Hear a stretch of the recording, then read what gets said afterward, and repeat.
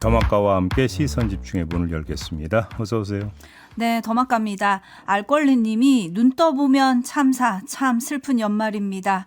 슬픔에 잠겨있는 분들에게 애도를 표합니다. 라고 보내주셨고, 신영관님은 오로지 슬픔뿐이네요. 삼가 고인의 명복을 빕니다. 라고 보내주셨고, 박정아님은 한 해의 마무리가 아픔과 슬픔으로 물들어서 힘든 날들입니다.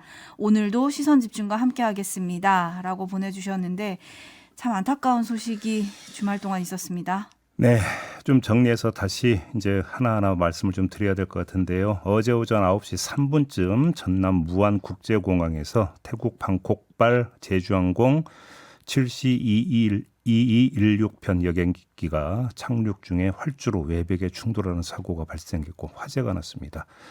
탑승자 181명 가운데 구조된 사람은 2명, 나머지 179명은 모두 사망한 것으로 확인이 됐는데요. 희생자분들의 명복을 빌고 유족분들에게 심심한 위로의 말씀을 좀 먼저 드려야 될 것 같습니다.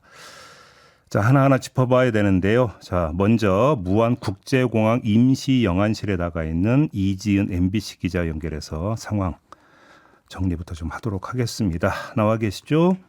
네, 안녕하세요. 이지은입니다. 네, 영안실에 안치되어 있는 희생자분들 얼마나 됩니까?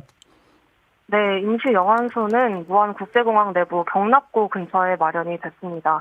영안소까지 취재진이 접근하기는 어려운 상황이고요. 말씀해 주셨듯이 어젯밤 9시쯤에 생존자 2명을 제외한 179명 전원이 사망이 됐고요.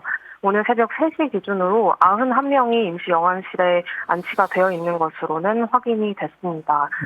현재까지 신원이 확인된 희생자는 오늘 새벽 5시 기준으로 139명이고요. 순서적으로 계속 신원이 확인이 되고 있습니다. 그러면 아직 그 40명 희생자 같은 신원이 아직 확인이 안 된 거네요. 그러면 네, 그렇습니다. 시간이 좀 걸리고 있습니다. 예, 신원이 확인되기까지 얼마나 더 걸릴까요? 네, 경찰과 소방당국 등 관계자들이 현장에서 계속 신원 확인 작업은 지속하고 있습니다. 근데 아무래도 사고 충격이 좀 크다 보니까 신원 확인에 좀 어려움을 겪고 있는 상황입니다. 지금은 신원이 확인이 안 된 희생자들을 대상으로 유족들과 가족분들의 DNA를 채취해서 탑승자들과 대조하는 작업이 계속 이뤄지고 있고요. 네. 아마 시간이 조금은 더 소요될 것으로 보입니다. 그러면 그 신원 확인이 모두 끝날 때까지는 임시 영안실은 운영이 된다. 일단 이렇게 좀 이해를 해야 되겠네요. 네, 그렇습니다. 임시 영안실도 그렇고요. 현재는 무안국제공항 2층에 유가족들이 머물 수 있는 공간이 마련이 된 상태입니다. 예. 아직도 많은 가족들이 여기서 머물면서 신원 확인과 또 추후 절차를 기다리고 있는 상황인데요. 유가족 측에서는 이제 신원 확인이 다 완료가 되더라도 좀 흩어지지 말고 공항 2층에 모여 있다 이런 분위기. 그래서 아직은 요 상황을 좀 지켜봐야 될 것 같습니다. 그러면 지금 유족분들은 공항 대합실에서 이제 꼬박 지금 밤을 지새우고 계신 거네요. 그러면? 네, 그렇습니다. 지금 구조된 생존자 2명, 그 2명 모두 승무원인 것으로 지금 알려졌는데요. 지금 현재 상태는 어떻습니까? 네, 말씀해 주셨다시피 구조된 생존자 2명 모두 비행기 뒤편에 타고 있던 승무원 2분으로 확인이 됐죠. 네. 이들은 사고 직후에는 목포에 있는 병원으로 이송이 됐다가 현재는 각각 서울 이대 서울병원과 서울 아산병원으로 이송이 돼서 치료를 받고 있습니다. 어젯밤 브리핑이 있었는데요. 이대 서울병원으로 이송된 생존한 승무원분은 척추와 갈비뼈 골절 등의 부상으로 거동이 좀 불편한 상태이고 현재는 중환자실에서 치료를 받고 있는데 생명에는 지장이 없다라는 설명이 있었고요. 예. 서울 아산병원으로 이송된 승무원 역시 생명에는 지장은 없는 것으로 확인이 된 상태입니다. 네. 그 지금 보건복지부가 부상자와 유족들의 심리 및 장례 지원을 위해서 가용 자원을 총동원하겠다 일단 이렇게 밝히긴 했는데 현재 어떤 것들이 지금 이루어지고 있습니까? 네, 보건복지부는 어제 오전에 이제 사고 직후에 긴급 의료 태세죠. 코드 오렌지를 발령하고 의료 대응을 개시하고 있습니다. 현장에서 이제 보건소 신속 대응반과 재난 의료 지원팀이 동원이 돼서 현장 이제 유가족분들을 상대로 응급 의료 서비스가 지원이 되고 있고요. 그리고 신속 대응과 수습을 위해서 이제 박민수 차관도 사고 현장에 급파되기도 했습니다. 네. 경찰 역시 현장 수색과 사고 수습 지원 등을 위해서 무안 지역에 지금 가포 비상을 발령을 했고 인원 500여 명이 투입이 돼서 유가족 지원에 나서고 있습니다. 네, 정부 조치 말고 제주항공 측에서는 지금 어떻게 하고 있어요? 네, 제주항공 역시 사고 이후에 본사와 무안공항에 지금 사고 수습 대책 본부를 꾸려서 유가족들을 총력 대응하고 있습니다. 인근 광주공항이나 여수공항 직원들 모두 비상 소집해서 현재 공항에 250여 명 정도가 투입이 되고 있고요. 예. 유가족 지원에 지금 힘쓰고 있는데요. 어제 저녁 8시쯤에 제주항공 사장이 직접 공항에 방문을 해서 유가족들을 만나기도 했습니다. 네. 근데 유가족들은 이제 제주공항 사장의 방문이 좀 늦었다. 그리고 제주항공의 대처가 좀 늦고 있다라는 사실에 좀 반발을 하기도 했습니다. 네, 지금 이제 그 점을 좀 이제 유족분들이 반발을 했고 좀 유족분들이 그 부족해하거나 내지 좀 어떤 분노하는 어떤 그런 지점이 좀 따로 있을까요? 이것 말고도? 네, 아무래도 신원 확인이 좀 늦어지고 있고 현장 대처가 좀 늦어지고 있다 보니까 그 부분에서 가장 답답해하고 있는 분위기고요. 예. 그리고 또 현장에서 이제 신원 확인이 된 인원이 좀 중간에 바뀌는 일이 있었습니다. 그 사망자로 확인이 됐다가 번복이 되고 하는 일이 있다 보니까 유가족들이 조금 반발을 하고 계신 상황이기도 했습니다. 그렇군요. 알겠습니다. 말씀 여기까지 드려야 될 것 같네요. 고생하셨습니다. 네, 감사합니다. 네, 무안국제공항 임시영안실에 나가 있는 이지은 MBC 기자와 함께했습니다. 자, 일단 그곳 상황을 좀 잠깐 들어봤는데요. 저희가 좀 추려서 좀 정리해드릴 좀 내용들이 좀 있는 것 같습니다. 하나하나 좀 소개를 해드려야 될 것 같은데요. 네. 탑승객 가운데 한 명이 가족에게 카톡을 보낸 게 어제 뉴스를 많이 탔습니다. 아마 많은 분들이 보셨을 것 같은데 오전 9시에 새가 날개에 껴서 착륙을 못하는 중이다 이렇게 연락을 했고 언제부터 그랬는데 라고 물어보니까 방금이라고 답한 뒤에 곧장 유언해야 하나?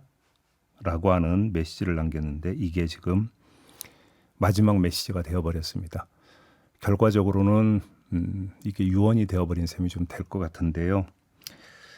그러니까 그 직전에 뭐 기내 방송이나 무엇인가를 통해서 그 셋대 이야기를 지금 고지가 됐다고 지금 그렇게 지금 추정을 해야 되는 거잖아요. 네, 상황이 공유된 게 아니냐 이렇게 추정이 되고 네, 있습니다. 일단 지금 이 메시지에 따르면 일단 좀 이렇게 봐야 될 것 같은데 사실 사고 원인에 대해서는 비전문가인 뭐 저희가 여기서 이렇다 저렇다 이야기할 성질의 문제는 아닌 것 같고 이거는 잠시 후 2부 인터뷰 과정에서 좀 자세히 뭐 질문을 하고 좀 대답을 들어보도록 하겠습니다. 안타까운 사연들이 지금 계속 전해지고 있습니다. 60대 최모 씨 경주에 놀러 갔다가 집에 돌아오자마자 참사 소식을 듣고 공항으로 달려왔다고 하는데 비행기에 아들 부부와 9살 손주가 타고 있었다고 합니다. 며느리는 제주항공 직원이었다고 하고요. 그 전날 밤 11시쯤에 아들이 우리도 출발한다 라면서 엄마도 잘 놀고 와 라고 연락한 게 마지막이었다는 이런 사연 지금 전해지고 있고요. 한 탑승객은 암투병을 하다가 완치된 후에 처음으로 떠난 여행이었다고 합니다. 근데 이게 좀 마지막 여행이 되어버린 거고요. 한 중년 여성은 딸과 통화를 하면서 그래도 아빠가 친한 친구분들과 함께 가셨으니 괜찮을 거야. 엄마는 괜찮아.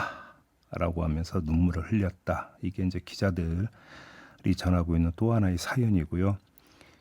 이 탑승자 중에는 전라남도 교육청 사무관 5명도 포함이 되어 있고 형제지간인 화순 지역 고등학생 2명도 포함이 되어 있고 미성년자도 꽤 있다. 이런 소식도 지금 전해지고 있습니다. 한 분 한 분의 사연이 정말 애달픈 사연들 아니겠습니까? 네.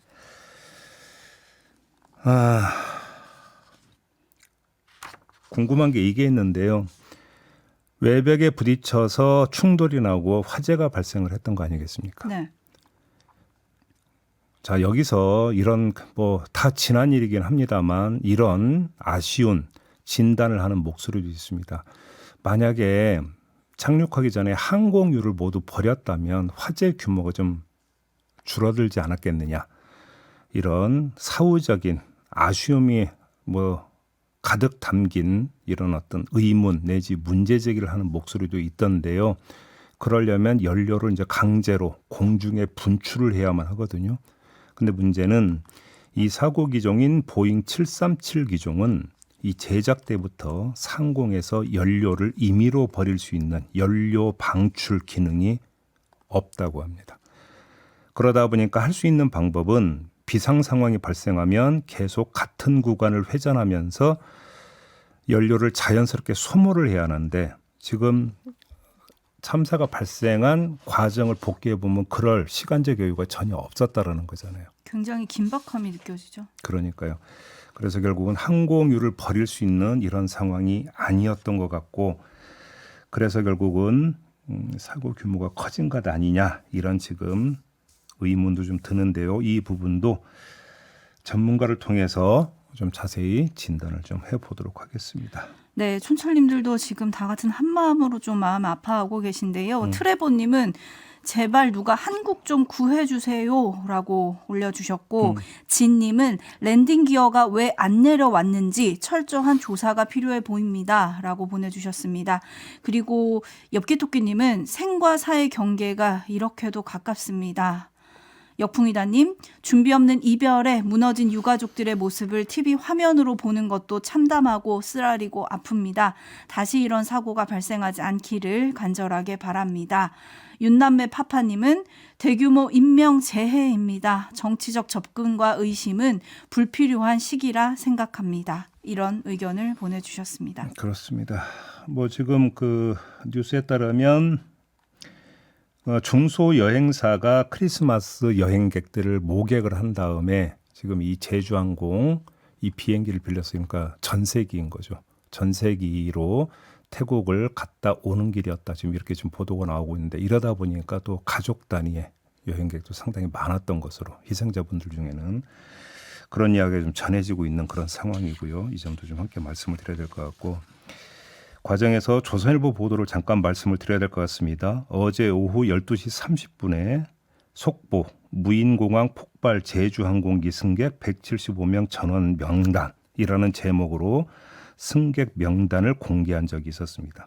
아무런 본문 기사 없이 종이로 출력된 탑승객 명단을 촬영한 사진 4장을 여권 번호 등 일부만 모자이크한 채 올렸던 건데요. 잠시 후에 이게 삭제가 되기는 했습니다만 너무 섣부른 보도 아니었느냐라는 지적은 지금 바로 지금 따라붙고 있는 상황입니다.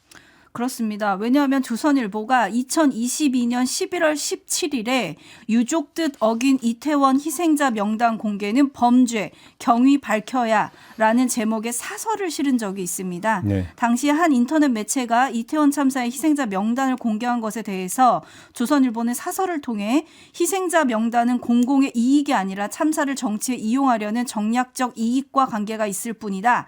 희생자 명단은 사고를 수습한 정부, 의료기관 등만 갖고 있어야 할 공적 자료다라고 하면서 비판한 적이 있었거든요. 근데 그랬던 조선일보가 어제는 승객 명단을 그대로 공개한 겁니다. 유족 입장에서 한번 생각을 해보시라는 말씀을 다시 한번 드리겠습니다. 이걸 만약에 봤다면 어떤 심정이 들었을지를 한번 되돌아보시라 이런 말씀을 좀 함께 드리도록 하겠고요.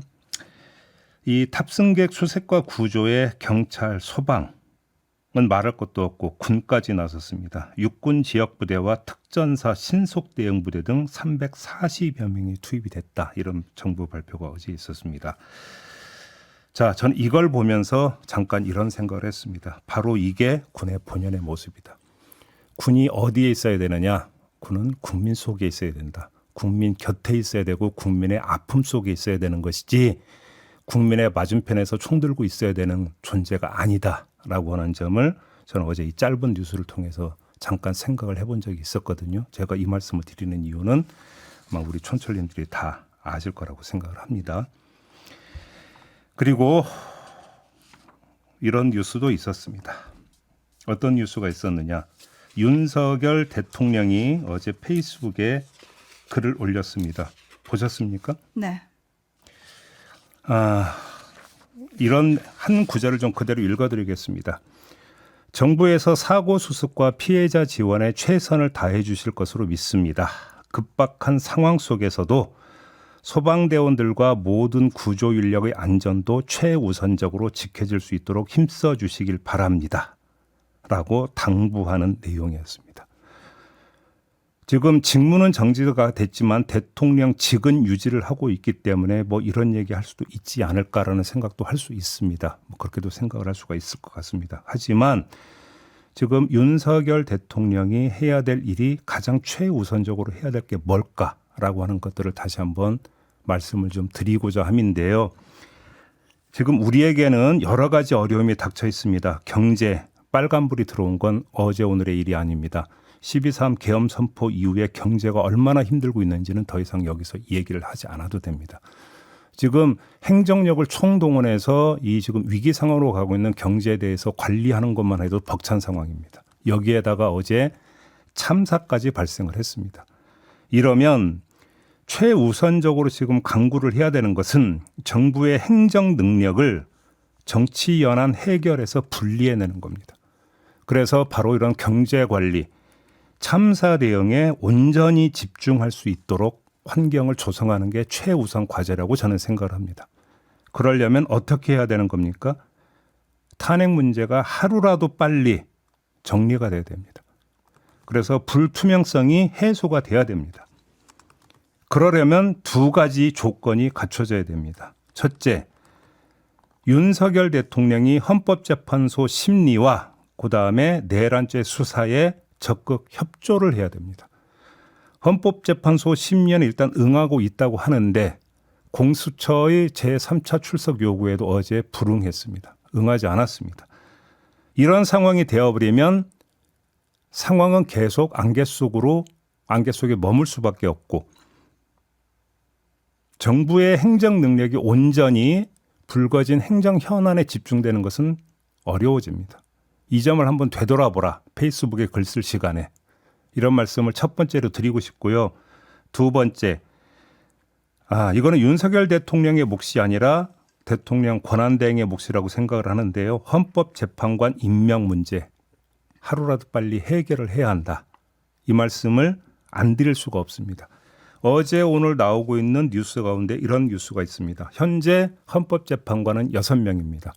6명이 심리는 할 수 있다라는 이야기는 이미 다 나왔습니다. 문제는 의결까지 할 수 있느냐가 논란이었는데 이 가운데 헌법재판관 6명 가운데 1명이 6명인 상황에서는 탄핵 결정을 할 수 없다라는 입장을 완강하게 펴고 있다라는 지금 보도가 나오고 있습니다. 특히나 비어있는 3명의 헌법재판관이 모두 국회 추천 몫이라고 하는 점을 들어서 특히나 어떤 이 점을 강조를 하고 있다고 합니다. 이건 중대한 변수입니다.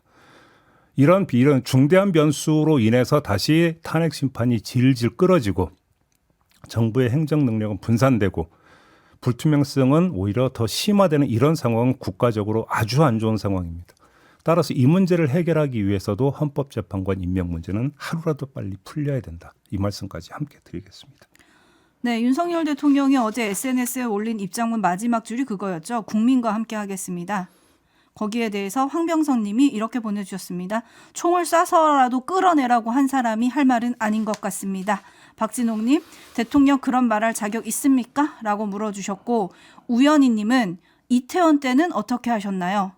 라고 이태원 참사 때에 대한 대응을 물어주셨습니다. 그리고 라멘조아님은 윤석열 대통령이 한 말을 다시 기록 차원에서 올려주셨는데요. 저는 이번 계엄 선포와 관련하여 법적 정치적 책임 문제를 회피하지 않겠습니다. 라고 대통령이 말했었죠. 네, 자 JB타임즈는 이렇게 마무리하겠습니다. 수고하셨어요. 고맙습니다.